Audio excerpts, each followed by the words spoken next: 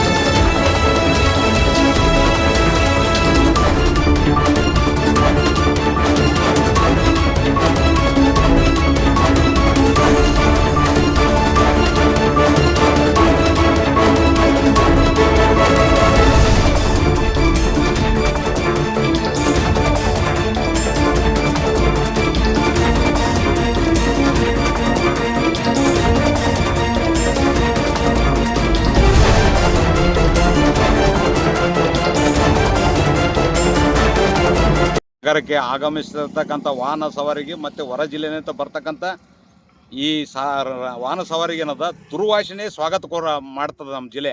ಯಾಕಂದ್ರೆ ಇಲ್ಲಿ ಕೋಳಿ ಮತ್ತು ಮಟನ್ ಇರ್ತಕ್ಕಂಥ ಎಲ್ಲ ಯಾವುದು ಇರ್ತಕ್ಕಂಥ ತ್ಯಾಜ್ಯವನ್ನು ಇಲ್ಲಿ ತಂದು ಹಾಕಿಸಿ ಇವತ್ತು ಬರ್ತಕ್ಕಂಥ ಸಾರ್ವಜನಿಕರು ಹಿಂಗೆ ತಿರುಗಾಡ್ತಕ್ಕಂಥ ಮೂಗು ಮುಚ್ಕೊಂಡು ತಿರುಗಾಡ್ತಕ್ಕಂಥ ಪರಿಸ್ಥಿತಿ ನಿರ್ಮಾಣ ಇದೆ. ತಕ್ಷಣ ಎಚ್ಚೆತ್ಕೊಂಡು ನಗರಸಭೆ ಎಲ್ಲ ಅಂಗಡಿ ಮಾಲಕರಿಗೆ ನೋಟಿಸ್ ಕೊಡಬೇಕು, ಇಲ್ಲಿ ಹಾಕದಂತೆ ನೋಡ್ಕೊಳ್ಬೇಕು. ಇದನ್ನು ತಕ್ಷಣ ತೆರವುಗೊಳಿಸಿ ಸಾರ್ವಜನಿಕರಿಗೆ ಏನದ ದುರ್ವಾಸನೆ ಬರದಂತೆ ನೋಡ್ಕೊಳ್ಬೇಕು.